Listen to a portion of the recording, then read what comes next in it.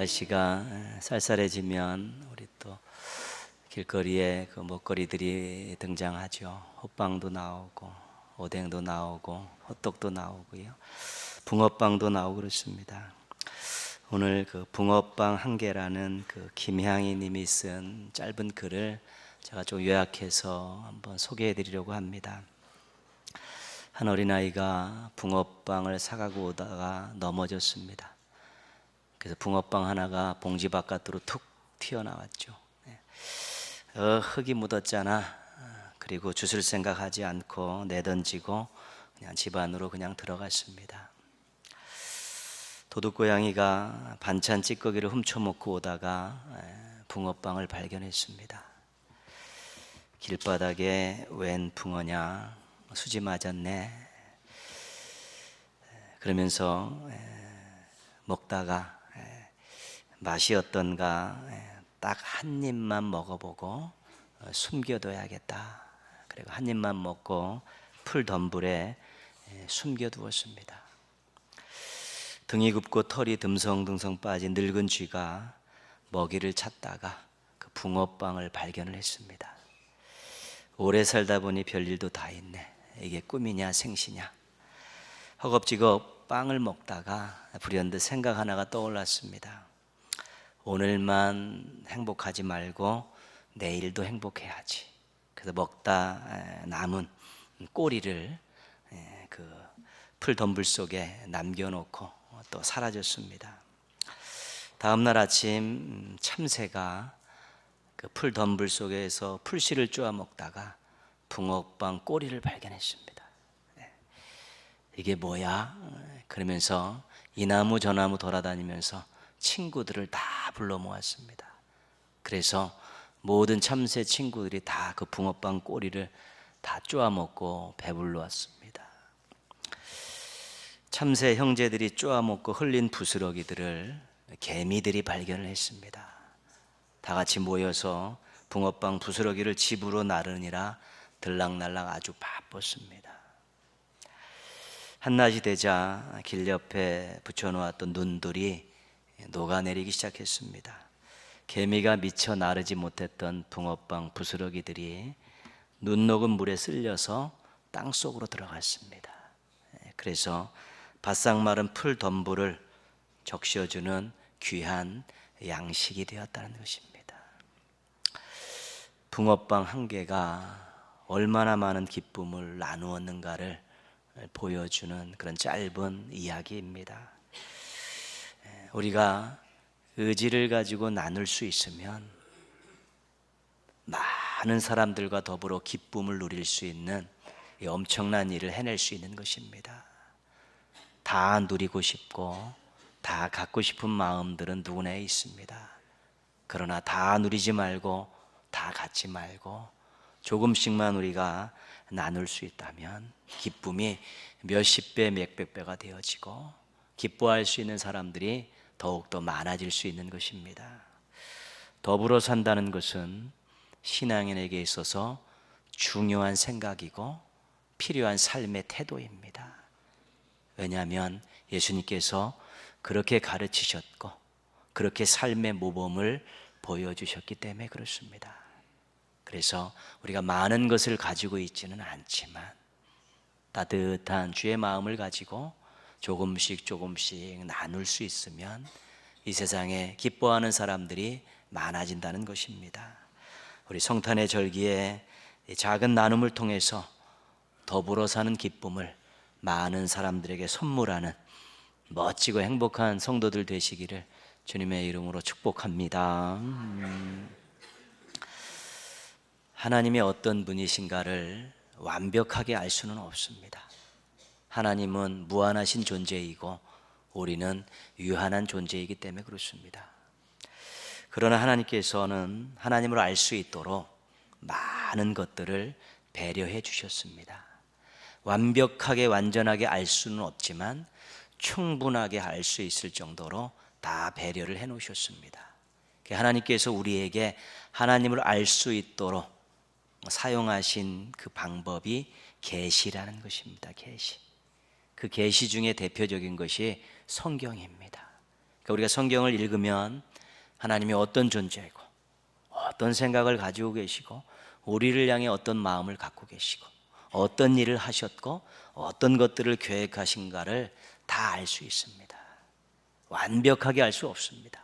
성경에 계시된 하나님은 우리가 다 알지 못할 정도의 그런 하나님이지만 그 정도만 알아도 우리는 사는데 지장이 없고 아름다운 인생을 만들어가는데 전혀 지장이 없습니다. 그래서 말씀을 통해서 하나님을 알아가는 것이 신앙인들에게 있어서 아주 중요하고 그 말씀을 통해 안 하나님을 삶 속에서 경험하면서 더욱 구체적으로 알아가게 될 때 우리의 신앙과 삶이 지금보다도 훨씬 더 풍성해지고 아름다워질 수 있는 것입니다. 성경에 나와 있는 하나님에 대한 고백들이 많습니다. 태초에 하나님이 천지를 창조하시니라. 하나님은 창조주이십니다. 이 고백이죠. 여호와는 나의 목자시니 내가 부족함이 없으리로다. 하나님은 목자이십니다 라는 고백입니다.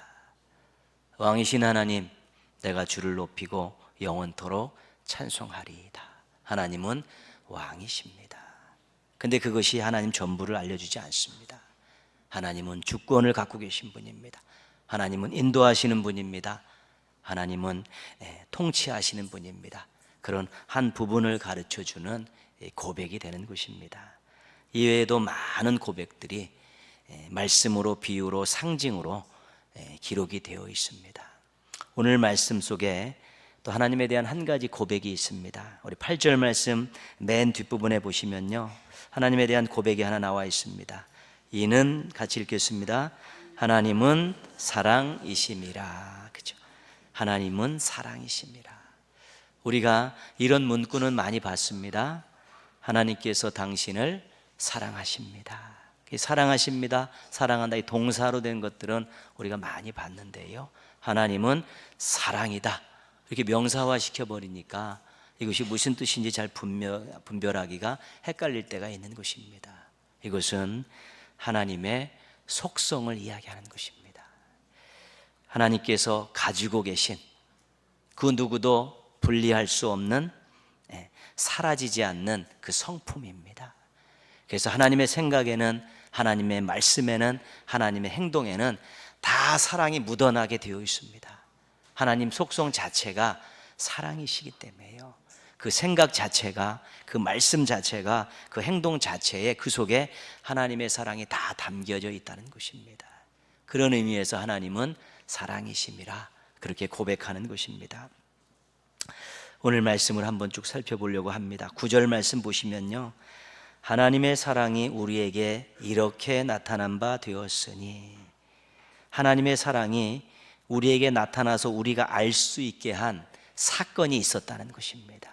그 사건이 뭐냐면 9절 계속 보시면요, 하나님이 자기의 독생자를 세상에 보내심은, 하나님께서 독생자를 세상에 보내신 사건이 있다는 것입니다. 계속 또 보시면요, 그로 말미암아 우리를 살리려 하심이라. 그 사건은 우리를 살리기 위한 사건이었다는 것입니다. 하나님께서 우리에게 사랑을 나타내시기 위해서 독생자를 보내신 사건, 또 그 사건을 통해서 우리를 살리려 하신 그 사건이 하나님의 사랑을 나타난 귀한 사건이었다는 그런 고백입니다. 이것을 종합적으로 설명한 것이 10절 말씀이죠. 10절 말씀 같이 읽겠습니다. 사랑은 여기 있으니 우리가 하나님을 사랑한 것이 아니요 하나님이 우리를 사랑하사 우리 죄를 속하기 위하여 화목제물로 그 아들을 보내셨음이라. 아멘. 하나님께서 우리 죄를 속하기 위하여 그 아들을 보내셨는데 그것이 하나님의 사랑의 증거라는 것입니다. 그러니까 하나님의 사랑이 아들을 보내심으로 우리에게 나타냈다는 것입니다. 그래서 그 아들을 보면 하나님의 사랑을 알 수 있다는 것입니다. 왜냐하면 아들을 보내신 그 속에 하나님의 사랑이 담겨 있기 때문에 그 아들을 보면 우리는 하나님이 우리를 사랑하신다는 사실을 분명히 깨달을 수 있다는 것입니다. 하나님께서 아들을 보내시지 않으셨으면 우리는 죄의 문제를 해결할 수 없었습니다. 하나님께서 아들을 보내시지 않으셨으면 우리는 영원히 멸망받을 수 없는 존재로 살 수밖에 없었습니다. 하나님이 아들을 보내시지 않으셨으면 우리는 영생을 얻을 수가 없었습니다. 그래서 하나님께서 아들을 보내셨기에 우리가 그 모든 것들을 다 얻을 수 있게 된 것입니다. 하나님께서 아들을 보내셨기에 그 아들이 세상에 오셨습니다. 하나님이 보내셨습니다. 우리 입장에서 보면 그 아들이 오셨습니다. 그래서 보내심과 오심은 같은 의미입니다. 하나님 입장에서는 보내신 것이고 우리 입장에서 보면 오심입니다. 그래서 예수님이 육신의 몸을 입고 이 땅에 오신 날을 감사하고 축하하는 절기가 성탄절입니다. 오신 예수님을 기억하며 다시 오실 예수님을 기다리는 절기가 대강절입니다. 그래서 성탄절기는 하나님의 사랑을 기억하고 그 사랑에 감사하는 절기입니다. 왜요? 아들을 보내신 것이 그 속에 하나님의 사랑이 담겨 있기 때문에, 아들을 보내셨기 때문에 우리 죄가 용서받고 우리가 구원받았기 때문에 하나님께서 아들을 보내신, 우리에게 오신 그 절기는 항상 우리에게 있어서는 감사의 절기가 될 수밖에 없는 것입니다. 그 사랑 때문에 속죄함 받고 구원받은 것을 기억하며 감사하는 절기입니다. 오늘 10절 말씀 다시 한번 보시면요, 10절 말씀 뒷부분을 제가 읽겠습니다. 하나님이 우리를 사랑하사 우리 죄를 속하기 위하여 화목제물로 그 아들을 보내셨음이라. 하나님께서 우리를 사랑하사 아들을 보내셨는데 아들을 어떤 용도로 보냈냐는 것입니다. 아들을 어떤 용도로 보냈는가가 말씀 속에 나와 있죠. 우리가 어떤 단어를 찾을 수 있냐면 화목제물입니다. 하나님께서 아들을 세상에 보내셨는데 아들을 왜 보내셨냐면 제물로 삼으시려고 보내셨다는 것입니다. 구약 제사에서요, 제물은 죽어야 하는 것입니다. 특히 번제는 죽어서 각을 뜹니다. 각을 떠서 발굴을 다 하죠. 그래서 그것을 불에 얹어서 온전히 태워야 되고요, 그 피는 다 제단에 뿌려야 되는 것입니다. 그게 제물의 운명입니다. 그러니까 하나님께서 아들을 보내셨는데 제물로 쓰시기 위해 보내셨다는 것입니다. 죽여서 태워서 피를 다 흘려 죽게 만듦을 통해서 그 태워서 제물로 드리기 위해 보내셨다는 것입니다. 거기에 굉장히 중요한 것이 있습니다. 하나님과 인간의 화목을 위한 제물로 아들을 보내셨다는 것입니다. 우리는 여기서 하나님의 아들 예수님께서 이 땅에서 하신 일에 주목해야 합니다. 예수님은 육신의 몸을 이 땅에 입고 이 땅에 오셔서 하신 일이 무엇인가 하면 제물 되신 것입니다. 죽으신 것입니다. 로마서 5장 8절입니다. 우리가 아직 죄인 되었을 때에 그리스도께서 우리를 위하여 죽으심으로 하나님께서 우리에 대한 자기의 사랑을 확증하셨느니라.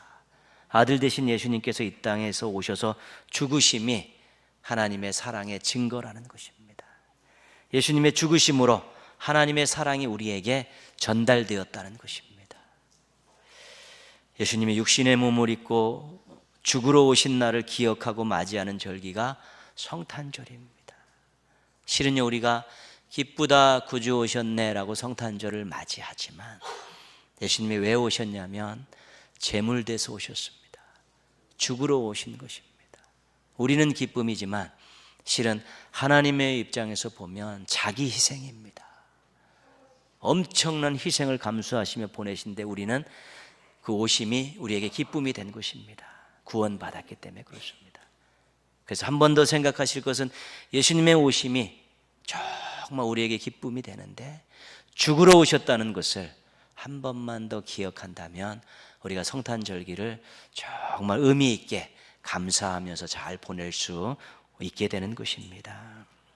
하나님의 사랑이 보내심과 죽으심으로 나타났습니다.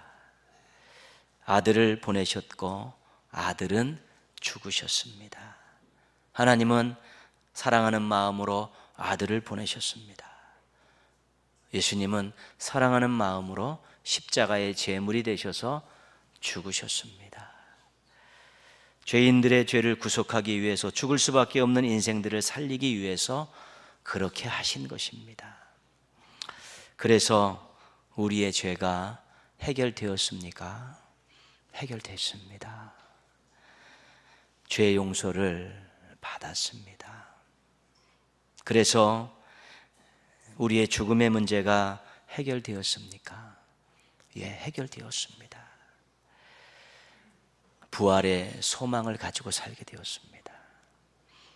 그래서 우리의 미래가 아름다워졌습니까? 예, 아름다워졌습니다.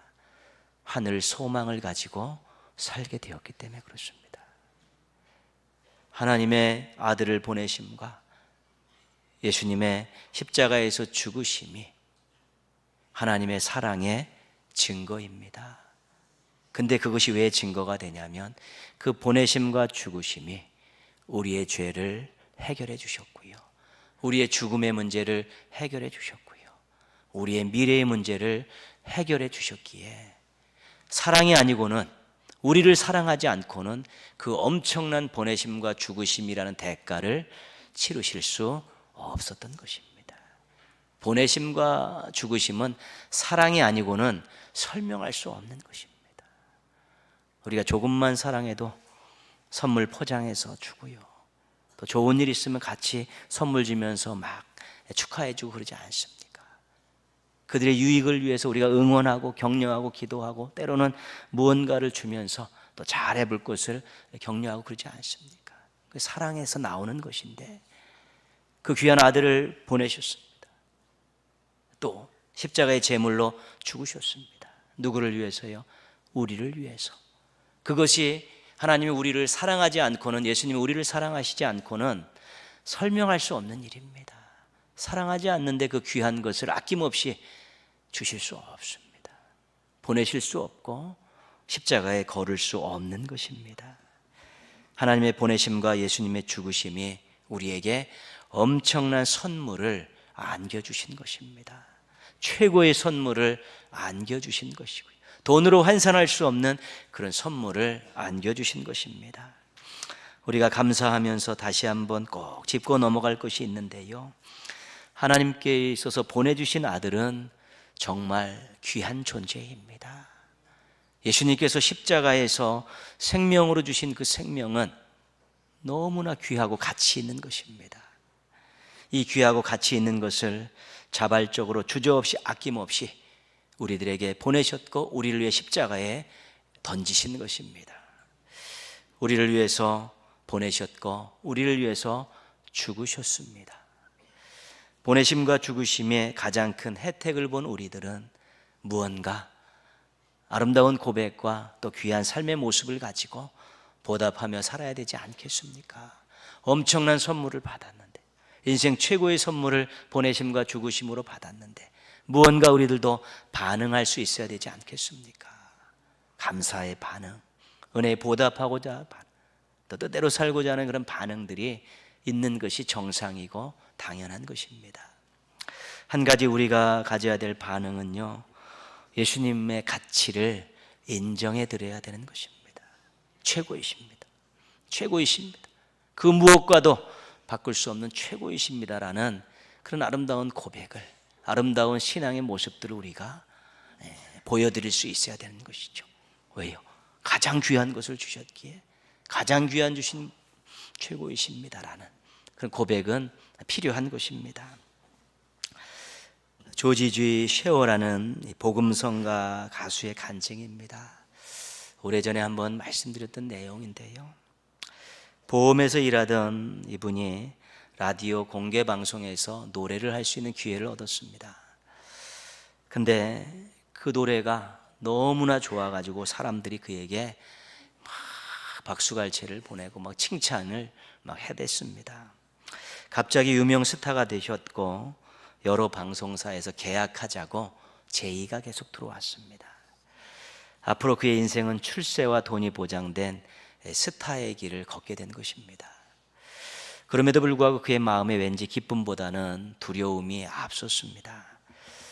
그래서 머리 숙여서 기도하고 있는데 그의 어머님께서 쪽지 하나를 이렇게 디밉니다. 그 쪽지는 어머님께서 이렇게 쓰셔가지고 늘 암송하며 보면서 고백했던 그런 신앙의 짧은 글입니다. 성시입니다.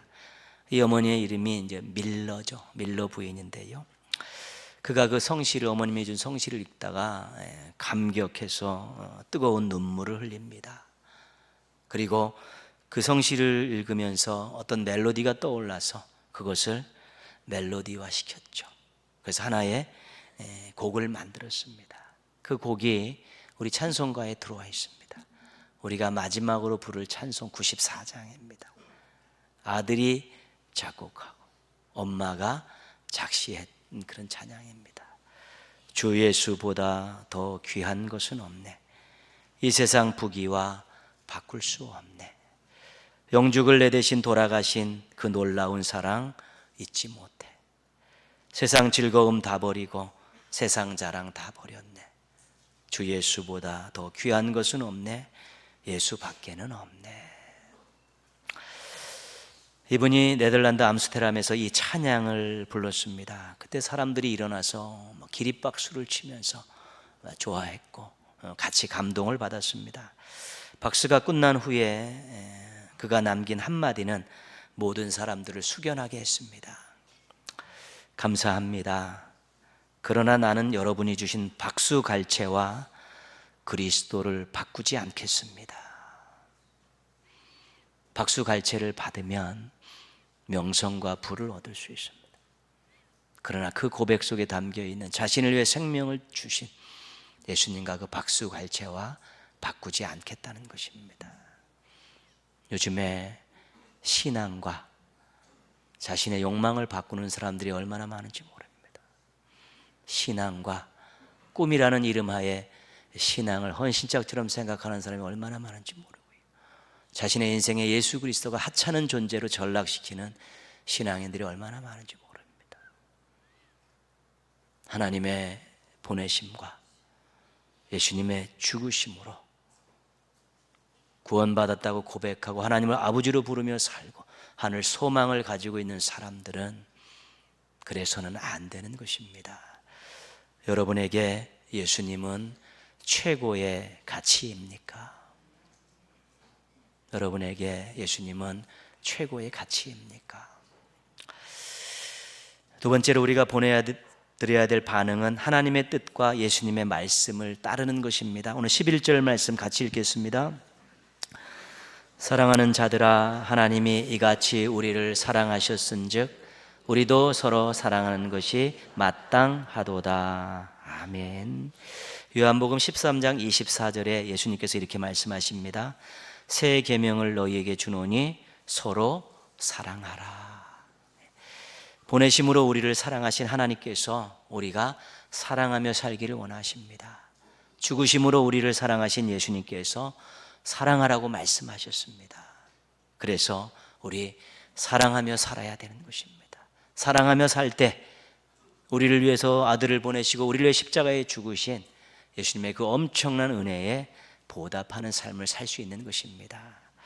서로 사랑은 신앙 공동체인 교회의 가장 중요한 사명입니다. 큰 사랑을 받은 사람들이 모여서 서로 사랑하며 살아야 되는 것입니다. 보내심과 죽으심의 사랑을 받은 사람들이 모여서 정말 사랑이 어떤 것인가를 보여드려야 되는 것입니다. 어떻게 살아가는 것이 멋진 인생인가를 서로 사랑을 통해 보여줄 수 있어야 되는 것이죠. 세상 사람들이 사랑을 알려면, 사랑을 맛보려면 교회에 가야 된다라는 그런 반응들이 나와야 되는 것입니다. 엄청난 사랑을 받았는데 서로 사랑이 소홀하면 사랑받은 그런 모습을 잃어버리게 되기 때문에 그렇습니다. 그래서 우리가 서로 사랑이 굉장히 중요하죠. 여러분, 예배는 사랑으로 드리는 것입니다. 사랑으로 하나 되어 드리는 것입니다. 한 마음으로 하나님 앞에 찬양을 올리고 한 목소리로 하나님을 찬양을 올려드리고요. 서로 찬양하며 또 바라보면서 서로 믿음의 형제 자매가 된 걸 감사하시면서 그 아버지 앞에 하나된 형제자매 가족의 모습으로 올려드리는 것이 아주 가장 받으실 만한 예배가 될 수 있는 것입니다. 그래서 찬양 한 목소리로, 또 기도의 아멘으로 한 목소리로, 또 말씀을 한 마음으로 경청하면서 모두가 사랑으로 하나 되어지는 이 현장이 예배 자리입니다. 이렇게 모일 수 있는 곳이 없습니다. 그리고 다 흩어지지만 자신의 삶의 자리에서 기도하며 서로 생각하고 기도하고 축복하고요, 중복이 돼서 서로 어려움을 위해서 서로 기도해 주고요, 또 어려운 소식 들으면 전화 한 통하고 또 문자하고요, 또 기회가 되면 찾아가 손 한 번 잡아주고, 또 불현듯 생각나면 전화해서 차 한 잔 마시자고 하고, 또 구역으로 모이자면 함께 모이고, 남녀 선교회로 모이자면 함께 모여서 또 사랑을 나누는 그런 모습들이 얼마나 중요한지 모릅니다. 우리만 잘 먹고 잘 살기 위해서 서로 사랑을 하는 것이 아니라, 그렇게 돼야지 이웃사랑으로 날개를 펼 수가 있고요, 민족사랑으로 비약할 수 있고요, 또 세계사랑으로, 열방사랑으로 교회와 성도들이 함께 날아갈 수 있기 때문에 그런 것입니다. 서로 사랑이 안 되는데 이웃사랑이 무슨 의미가 있습니까? 서로 사랑이 안 되는데 나라 사랑이 어떻게 되어질 수 있고요, 서로 사랑이 안 되는데 어떻게 열방을, 세계를 품고 사랑할 수 있겠습니까?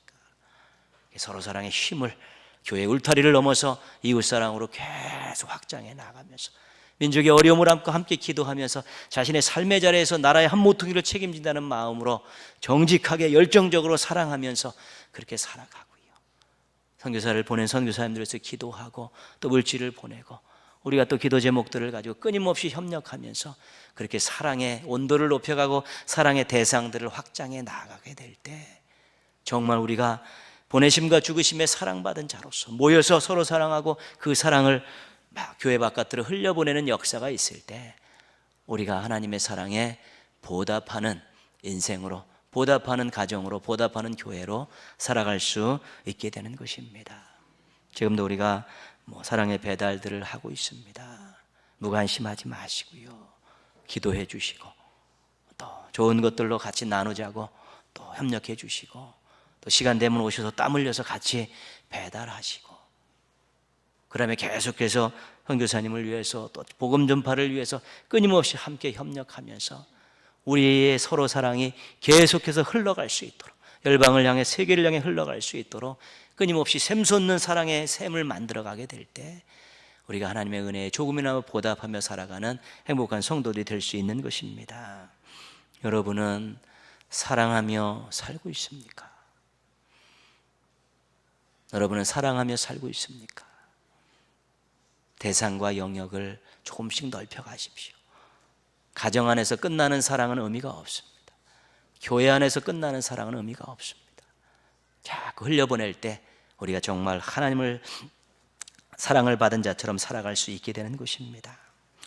우리는 보내심과 죽으심의 사랑 때문에 새롭고 멋진 인생을 살고 있고요, 하나님께서 예비해 놓으신 하나님 나라를 소망하며 살고 있고요, 비록 우리가 어려운 시대를 살고 있지만 하나님이 우리가 목자가 돼서 인도해 주시고, 우리가 기도할 때 우리의 기도를 들어주시면서 우리를 참으로 아름다운 인생으로 계속 이끌어 가고 계십니다.